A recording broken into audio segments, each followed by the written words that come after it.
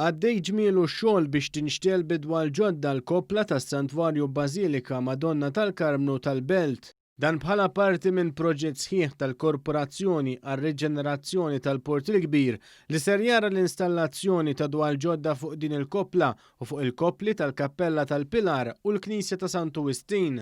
B'kollox sar investiment qawwi ta' 570,000 euro fuq il-kopla tas-Santwarju Bażilika Madonna tal-Karmnu li ra restawru l-installazzjoni ta' set ta' dwar ġodda.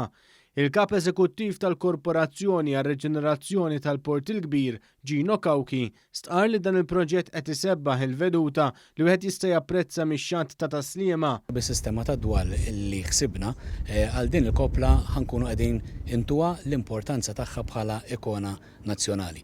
Kifet, l-importanza mbagħad tot anke għal żona ta' Marsamxett li qed naħdmu fuqha għaliex ma tistax titkellem fuq Marsamxett u ma semmix il-Knisja tal-Karmnu.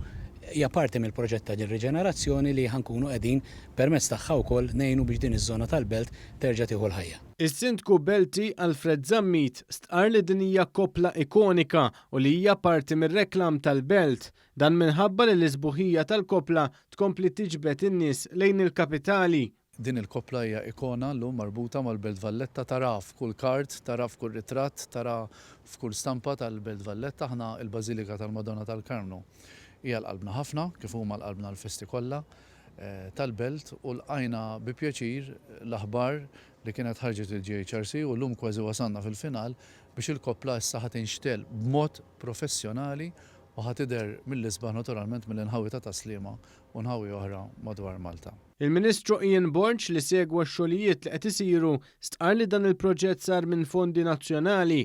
Innota kif dan huwa parti minn proġett sħiħ ta' 700,000 euro li ser jara l-installazzjoni ta' dwal fuq it-tliet kopli differenti fil-Belt.